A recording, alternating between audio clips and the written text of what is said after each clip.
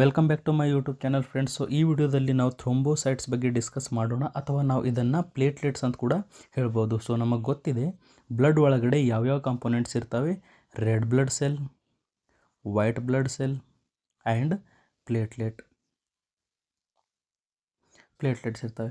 Red blood cell haemoglobin ಇದೆ, oxygen ಟ್ರಾನ್ಸ್ಪೋರ್ಟಲ್ಲಿ help ಮಾಡುತ್ತೆ. ವೈಟ್ ಬ್ಲಡ್ ಸೆಲ್ ಇಮ್ಯುನಿಟಿಯಲ್ಲಿ ಹೆಲ್ಪ್ ಮಾಡುತ್ತೆ. ಆ್ಯಂಡ್ ಪ್ಲೇಟ್ಲೆಟ್ ಇದರಲ್ಲಿ ಹೆಲ್ಪ್ ಮಾಡುತ್ತೆ, ಬ್ಲಡ್ ಕ್ಲಾಟಿಂಗಲ್ಲಿ ಹೆಲ್ಪ್ ಮಾಡುತ್ತೆ. ಸೊ ಫಸ್ಟ್ ನೋಡೋಣ, thrombocytes also known as platelet. ಹೌದು ಸರ್, ನಮಗೆ ಗೊತ್ತಿದೆ ಥ್ರೋಂಬೋಸೈಟನ್ನು ನಾವು ಪ್ಲೇಟ್ಲೆಟ್ ಅಂತ ಕೂಡ ಹೇಳ್ಬೋದು. These are the small non nucleated cell fragment in the blood. Okay, so ಇವೇನಿದ್ದಾವೆ ಸ್ಮಾಲ್ ಇದ್ದಾವೆ, ನಾನ್ ನ್ಯೂಕ್ಲಿಯೇಟೆಡ್ ಅಂದರೆ ಇದರೊಳಗಡೆ ನ್ಯೂಕ್ಲಿಯಸ್ ಪ್ರೆಸೆಂಟ್ ಇಲ್ಲ. Play a crucial role in blood clotting. ಎದರಲ್ಲಿ ಇದು ಹೆಲ್ಪ್ ಮಾಡುತ್ತೆ? ಇದು ಬ್ಲಡ್ ಕ್ಲಾಟಿಂಗಲ್ಲಿ ಹೆಲ್ಪ್ ಮಾಡುತ್ತೆ, ಅಥವಾ ಕೋಆಗುಲೇಷನ್ ಅಂತ ಕೂಡ ಹೇಳ್ತೀವಿ. ಬ್ಲಡ್ ಕೋಆಗುಲೇಷನ್ ಅಥವಾ ಬ್ಲಡ್ ಕ್ಲಾಟಿಂಗಲ್ಲಿ ಹೆಲ್ಪ್ ಮಾಡುತ್ತೆ. ಆ್ಯಂಡ್ ವೂಂಡ್ ಹೀಲಿಂಗಲ್ಲಿ ಇದು ಹೆಲ್ಪ್ ಮಾಡುತ್ತೆ. ಸೊ ಐ ಥಿಂಕ್ ನಿಮಗೆ ಸ್ವಲ್ಪ ಐಡಿಯಾ ಬಂದಿರ್ಬೋದು. These are the small non nucleated cell fragments in the blood that play a crucial role in blood clotting and wound healing. Blood ಕ್ಲಾಟಿಂಗಲ್ಲಿ help ಮಾಡುತ್ತೆ, wound ಹೀಲಿಂಗಲ್ಲಿದ್ದು help ಮಾಡುತ್ತೆ, ಮತ್ತು ಇದರೊಳಗಡೆ ಕೂಡ ನ್ಯೂಕ್ಲಿಯಸ್ ಪ್ರೆಸೆಂಟ್ ಇಲ್ಲ. ಅದೇ WBCಯಲ್ಲಿ ನೋಡಿದರೆ ನ್ಯೂಕ್ಲಿಯಸ್ ಪ್ರೆಸೆಂಟ್ ಇತ್ತು. But red blood cell and ಪ್ಲೇಟ್ಲೆಟಲ್ಲಿ ನ್ಯೂಕ್ಲಿಯಸ್ ಆಬ್ಸೆಂಟ್ ಇರುತ್ತೆ. Next, they are derived from megakaryocyte in bone marrow. Okay, so megakaryocyte ಹೋಗಿ ಮುಂದೆ ಏನಾಗುತ್ತೆ? ಅದು ಆಗುತ್ತೆ ಥ್ರೋಂಬೋಸೈಟ್. ಓಕೆ, ಮೊದಲೇನಿರುತ್ತೆ? ಅದು ಮೆಗಾಕ್ಯಾರಿಯೋಸೈಟ್ ಇರುತ್ತೆ. ಮೆಗಾಕ್ಯಾರಿಯೋಸೈಟ್ ಹೋಗಿ ಏನಾಗುತ್ತೆ? ಪ್ಲೇಟ್ಲೆಟ್ ಆಗಿ ರೆಡಿ ಆಗುತ್ತೆ. ನೆಕ್ಸ್ಟ್ ನಾವು ನೋಡೋಣ ಕ್ಯಾರೆಕ್ಟರಿಸ್ಟಿಕ್ಸ್ ಆಫ್ ಥ್ರೋಂಬೋಸೈಟ್ಸ್. ಸೊ ಏನೇನು ಕ್ಯಾರೆಕ್ಟರಿಸ್ಟಿಕ್ಸ್ ನೋಡ್ತೀವಿ ಅಂದರೆ, ಫಸ್ಟ್ ಶೇಪ್. ಸೊ ಶೇಪ್ ಹೇಗಿದೆ? ಸ್ಮಾಲ್ ಡಿಸ್ಕ್ ಶೇಪ್ಡ್ ಇದೆ, disc shaped, colourless cell fragments. Okay, colourless cell fragments. So cell fragments ಅಂದರೆ ಏನು ಅಂತ ಕೇಳಿದರೆ, ಓಕೆ, ಸೊ ಇದು ಸೆಲ್ ಫ್ರ್ಯಾಗ್ಮೆಂಟ್ಸ್ ಅಂತ ಏನು ಅಂತ ಕೇಳಿದರೆ, ಫಸ್ಟ್ ಅದು ಏನಿರುತ್ತೆ? ಒಂದು ಸೆಲ್ ಇರುತ್ತೆ, ಲಾರ್ಜ್ ಸೆಲ್ ಇರುತ್ತೆ. ಲಾರ್ಜ್ ಸೆಲ್ ಅದು ಮುಂದೆ ಹೋಗಿ ಏನಾಗುತ್ತೆ? ಸ್ಮಾಲ್ ಪೀಸಸಲ್ಲಿ ಡಿವೈಡ್ ಆಗುತ್ತೆ. ಓಕೆ, ಸ್ಮಾಲ್ ಪೀಸಸಲ್ಲಿ ಡಿವೈಡ್ ಆಗುತ್ತೆ. These are the fragments. Okay, fragments ಅಂದರೆ ಏನು? Pieces of the cells. So ಇವು platelets are not entire cells. Okay, platelets ಇರ್ತವೆ ಅಲ್ಲ, ಅದು ಕಂಪ್ಲೀಟ್ ಸೆಲ್ ಇರೋದಿಲ್ಲ, ಸೆಲ್ಲಿನ ಒಂದು ಪೀಸ್ ಇರುತ್ತೆ. ಓಕೆ, ಇದು ಲಾರ್ಜ್ ಸೆಲ್ ಇದೆ, ಲಾರ್ಜ್ ಸೆಲ್ ರಪ್ಚರ್ ಆಗುತ್ತೆ ಅಂತ ಅಂದ್ಕೊಳ್ಳಿ, ರಪ್ಚರ್ ಅಥವಾ ಡಿವೈಡ್ ಆಗುತ್ತೆ. ಇದು ಡಿವೈಡ್ ಆಗಿ ಸಪ್ರೇಟ್ ಸ್ಮಾಲ್ ಪೀಸಸಲ್ಲಿ ಡಿವೈಡ್ ಆಗುತ್ತೆ. ಸೊ ಇವುಗಳನ್ನು ನಾವು ಏನಂತ ಹೇಳ್ತೀವಿ? ಪ್ಲೇಟ್ಲೆಟ್ಸ್ ಅಂತ ಹೇಳ್ತೀವಿ. ಓಕೆ, ಸೊ ಹೇಗಿರುತ್ತೆ? ಸ್ಮಾಲ್ ಇದೆ, ಡಿಸ್ಕ್ ಶೇಪ್ಡ್ ಇದೆ, ಕಲರ್ಲೆಸ್ ಸೆಲ್ ಫ್ರ್ಯಾಗ್ಮೆಂಟ್ ಅಂತ ಹೇಳ್ತೀವಿ. ನೆಕ್ಸ್ಟ್ ನಾವು ಸೈಜ್ ನೋಡಿದಾಗ 2 to 4 microns in diameter. So diameter ಎಷ್ಟಿದೆ? 2 to 4 microns in diameter. Next ನಾವು ನಾರ್ಮಲ್ ಕೌಂಟ್ ನೋಡಿದಾಗ 1.5 ಲಕ್ಷದಿಂದ 4.5 ಲಕ್ಷ, ಅಂದರೆ 1.5 lakh to 4.5 lakh platelet per microlitre of blood. So 1 microlitre of blood ಒಳಗಡೆ ಎಷ್ಟಿರುತ್ತೆ? 1.5 ಲಕ್ಷದಿಂದ 4.5 ಲಕ್ಷ ಪ್ಲೇಟ್ಲೆಟ್ಸ್ ಇರ್ತವೆ, ನೆನ್ಪಿಡಬೇಕು. Next life span. So life span ಎಷ್ಟಿರುತ್ತೆ? 8 ರಿಂದ 11 ದಿವಸ.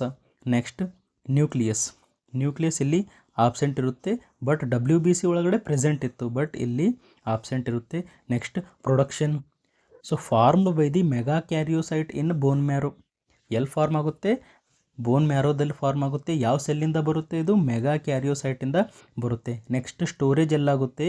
About 1/3 of platelet are stored in the spleen. So ಜಾಸ್ತಿ ಬ್ಲಡ್ ವೆಸಲ್ ನಮ್ಮ ಬಾಡಿಯಲ್ಲಿ ಎಲ್ಲಿ ಸ್ಟೋರ್ ಆಗ್ತವೆ ಅಂತ ಕೇಳಿದರೆ, ಸ್ಪ್ಲೀನ್ ಒಳಗಡೆ ಸ್ಟೋರ್ ಆಗ್ತವೆ ಅಂತ ಹೇಳಬೇಕು. ಓಕೆ, ಸೊ 300 ಪ್ಲೇಟ್ಲೆಟ್ಸ್ ಒಳಗಡೆ 100 ಪ್ಲೇಟ್ಲೆಟ್ಸ್ ಎಲ್ಲಿ ಸ್ಟೋರ್ ಆಗ್ತವೆ? ಸ್ಪ್ಲೀನ್ ಒಳಗಡೆ ಸ್ಟೋರ್ ಆಗ್ತವೆ. ಸೊ ಈ ಥರ ನೀವು ನೆನ್ಪಿಟ್ಕೋಬಹುದು. ಸೊ ಐ ಥಿಂಕ್ ನಿಮಗೆ ಕ್ಯಾರೆಕ್ಟರಿಸ್ಟಿಕ್ಸ್ ಅರ್ಥ ಆಗಿರ್ಬೋದು. ಶೇಪ್ ನೋಡಿದಾಗ ಸ್ಮಾಲ್ ಇರುತ್ತೆ, ಡಿಸ್ಕ್ ಶೇಪ್, ಮತ್ತು ಕಲರ್ಲೆಸ್ ಫ್ರ್ಯಾಗ್ಮೆಂಟ್ಸ್ ಇರುತ್ತೆ. Size 2 to 4 microns. ಕೌಂಟ್ ನೋಡಿದಾಗ 1.5 lakh to 4.5 lakh. Life span 8 to 11 days. Nucleus is absent. Production ಎಲ್ಲಾಗುತ್ತೆ, ಬೋನ್ ಮ್ಯಾರೋ ಒಳಗಡೆ ಪ್ರೊಡಕ್ಷನ್ ಆಗುತ್ತೆ, ಮೆಗಾ ಕ್ಯಾರಿಯೋ ಸೈಟಿಂದ ಫಾರ್ಮ್ ಆಗುತ್ತೆ. ನೆಕ್ಸ್ಟ್ ಸ್ಟೋರೇಜ್ ನಾವು ನೋಡಿದಾಗ ಜಾಸ್ತಿ ಎಲ್ಲಾಗುತ್ತೆ, ಸ್ಪ್ಲೀನಲ್ಲಿ ಸ್ಟೋರೇಜ್ ಆಗುತ್ತೆ. ಸೊ ನೆಕ್ಸ್ಟ್ ನಾವು ನೋಡೋಣ ಸ್ಟ್ರಕ್ಚರ್. ಸೊ ಸ್ಟ್ರಕ್ಚರ್ ಹೇಗಿರುತ್ತೆ ಅಂತ ಕೇಳಿದಾಗ thrombocyte have 3 main components. So ಇದರೊಳಗಡೆ thrombocyte means platelets have 3 main components. So ಯಾವ್ಯಾವ ಕಾಂಪೋನೆಂಟ್ ಇದ್ದಾವೆ? Membrane, granules and cytoskeletons. ಏನೇನಿದ್ದಾವೆ?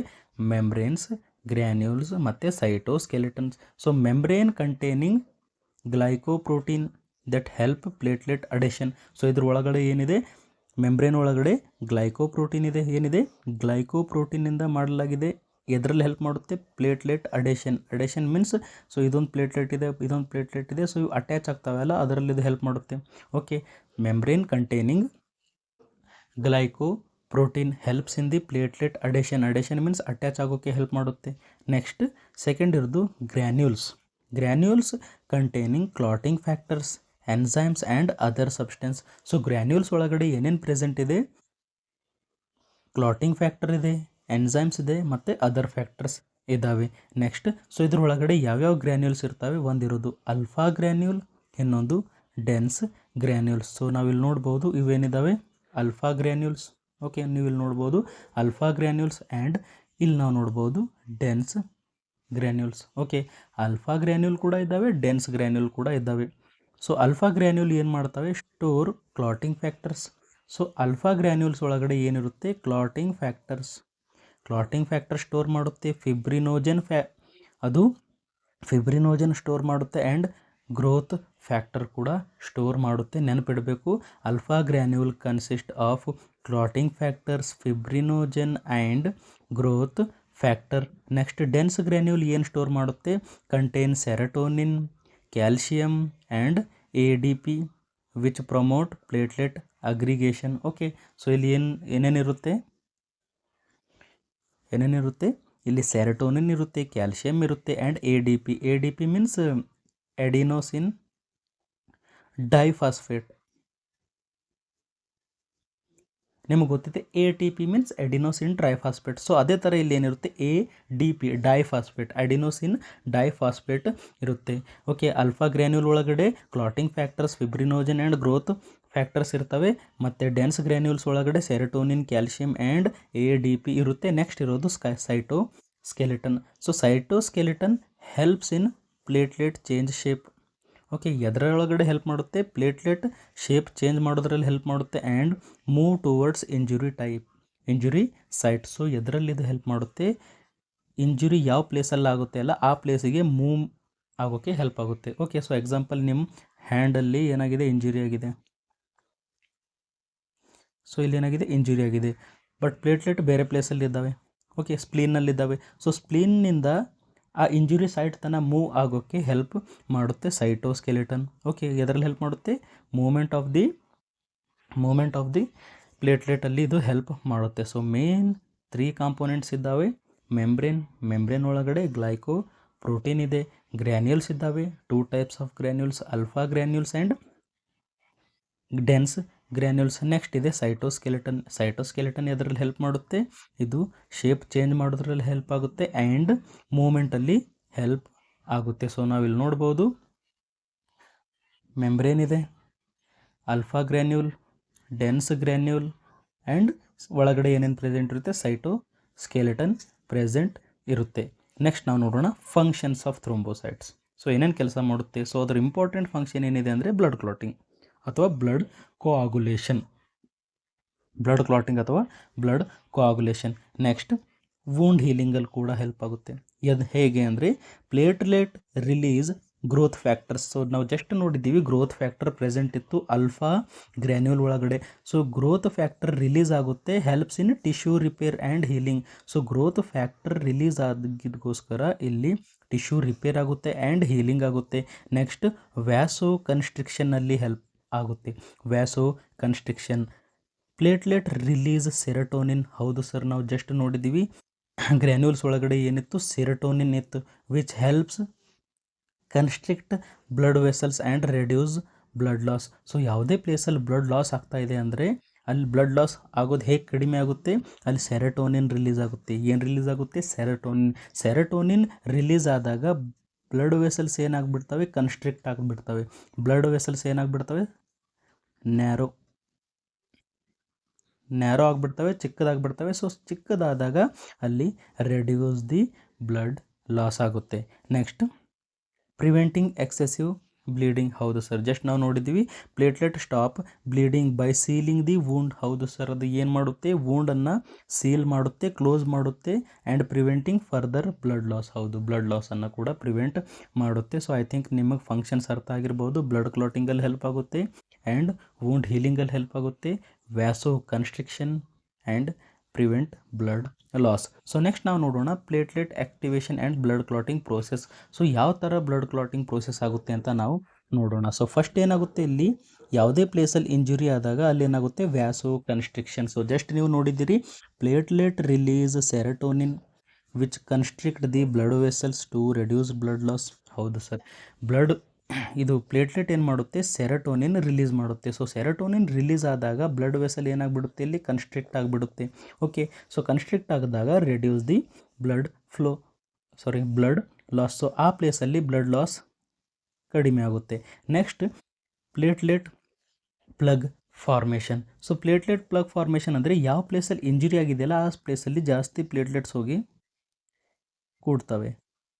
Next platelet adhere to damaged blood vessel wall and aggregate to form temporary plug. ಹೌದು sir, ಯಾವ ಪ್ಲೇಸಲ್ಲಿ damage ಆಗಿದೆಯಲ್ಲ ಆ ಪ್ಲೇಸಲ್ಲಿ ಹೋಗಿ ಅವು ಟೆಂಪರರಿ ಪ್ಲಗ್ ಆಗಿ ಕೂಡ್ತವೆ.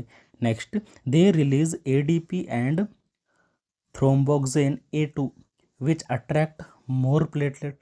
ಓಕೆ, ಸೊ ಅಲ್ಲಿ ಜಾಸ್ತಿ ಪ್ಲೇಟ್ಲೆಟ್ ಇದ್ದಿಲ್ಲ, ಸ್ವಲ್ಪ ಪ್ಲೇಟ್ಲೆಟ್ ಬಂದು ಟೆಂಪರರಿ ಆಗಿ ಕುಂತಿದ್ವು. ಆವಾಗ ಏನು ಮಾಡ್ತವೆ? ADP ಮತ್ತು ಥ್ರೋಂಬೋಕ್ಸೇನ್ A2 ರಿಲೀಸ್ ಮಾಡಿದಾಗ ಬೇರೆ ಪ್ಲೇಸಲ್ಲಿದ್ದಾವೆ, ಸ್ಪ್ಲೀನಲ್ಲಿದೆಯಲ್ಲ ಎಲ್ಲ ಪ್ಲೇಟ್ಲೆಟ್ಸ್ಗಳು ಈ ಕಡೆ ಬರ್ತವೆ. ಆ ಕಡೆ ಬಂದು ಏನಾಗುತ್ತೆ? Blood coagulation or clot formation. ಏನಾಗುತ್ತೆ? ಇಲ್ಲಿ blood coagulation or clot formation ಆಗುತ್ತೆ. Platelet activate clotting factors. Platelet ಏನು ಮಾಡುತ್ತೆ? Activate the clotting factors leading to conversion of fibrinogen into fibrin. So ಅದ್ರ ಒಳಗಡೆ ಫಿಬ್ರಿನೋಜನ್ ಇದೆಯಲ್ಲ ಅದು ಏನಾಗಿ ಕನ್ವರ್ಟ್ ಆಗುತ್ತೆ? ಫಿಬ್ರಿನ್ ಆಗಿ ಕನ್ವರ್ಟ್ ಆಗುತ್ತೆ. Fibrin forms a mesh that stabilise the clot. Fibrin ಏನು ಮಾಡುತ್ತೆ? ಇದು ಮೆಶ್ ಥರ ಕೆಲಸ ಮಾಡುತ್ತೆ.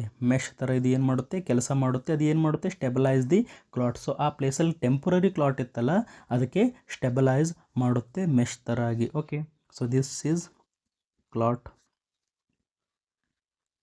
ಇವೆಲ್ಲಿಂದ ಪ್ಲೇಟ್ಲೆಟ್ ಬಂದು ಕುಂತಿದ್ದಾವೆ. ಇವಾಗ ಏನಾಗುತ್ತೆ? ಇಲ್ಲಿ fibrinogen is converted into fibrin. So ಅದು ಏನು ಥರ ಆ್ಯಕ್ಟ್ ಮಾಡ್ತಾ ಇದೆ? ಮೆಶ್. ಸೊ ಈ ಥರ ಮೆಶ್ ಆಯಿತು ಇಲ್ಲಿ.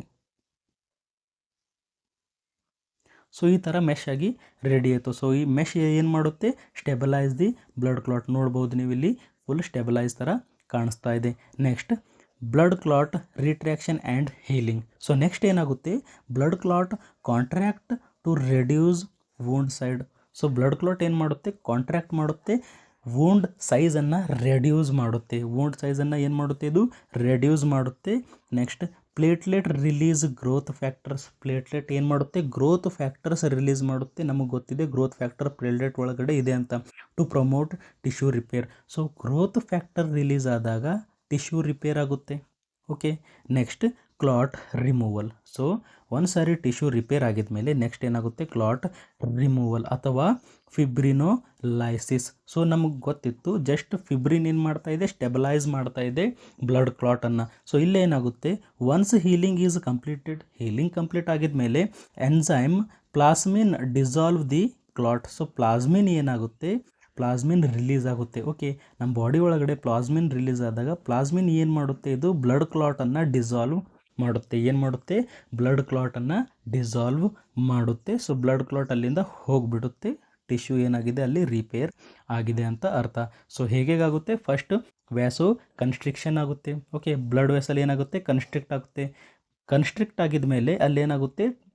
Plague formation. Okay, temporary platelet plug ಫಾರ್ಮೇಷನಲ್ಲಿ ಆಗುತ್ತೆ. ಅದಾಗಿದ ಮೇಲೆ ADP ಮತ್ತು ಥ್ರೋಂಬಾಕ್ಸಿನ್ A2 ರಿಲೀಸ್ ಆದಾಗ ಜಾಸ್ತಿ ಪ್ಲೇಟ್ಲೆಟ್ಸ್ ಬರ್ತವೆ ಆ ಪ್ಲೇಸಲ್ಲಿ. ಸೊ ಜಾಸ್ತಿ ಪ್ಲೇಟ್ಲೆಟ್ಸ್ ಬಂದಾಗ ಅಲ್ಲಿ ಬ್ಲಡ್ ಕ್ಲಾಟ್ ಆಗುತ್ತೆ. ಓಕೆ, ಬ್ಲಡ್ ಕ್ಲಾಟ್ ಹೇಗಾಗುತ್ತೆ? ಫಿಬ್ರಿನೋಜನ್ is converted into fibrin. So ಫಿಬ್ರಿನ್ ಏನು ಮಾಡುತ್ತೆ? ಸ್ಟೆಬಿಲೈಸ್ ಮಾಡುತ್ತೆ. ಓಕೆ, ಬ್ಲಡ್ ಕ್ಲಾಟನ್ನು ಸ್ಟೆಬಿಲೈಸ್ ಮಾಡುತ್ತೆ. ಅದಾಗಿದ ಮೇಲೆ ಕ್ಲಾಟ್ ರಿಟ್ರಾಕ್ಷನ್ ಆ್ಯಂಡ್ ಹೀಲಿಂಗ್. ಏನಾಗುತ್ತೆ ಇಲ್ಲಿ? ರೆಡ್ಯೂಸ್ ದಿ ವೋಂಡ್ ಸೈಜ್ ರೆಡ್ಯೂಸ್ ಆಗುತ್ತೆ, ಗ್ರೋತ್ ಫ್ಯಾಕ್ಟರ್ ರಿಲೀಸ್ ಆಗುತ್ತೆ, ಟಿಶ್ಯೂ ರಿಪೇರ್ ಆಗುತ್ತೆ.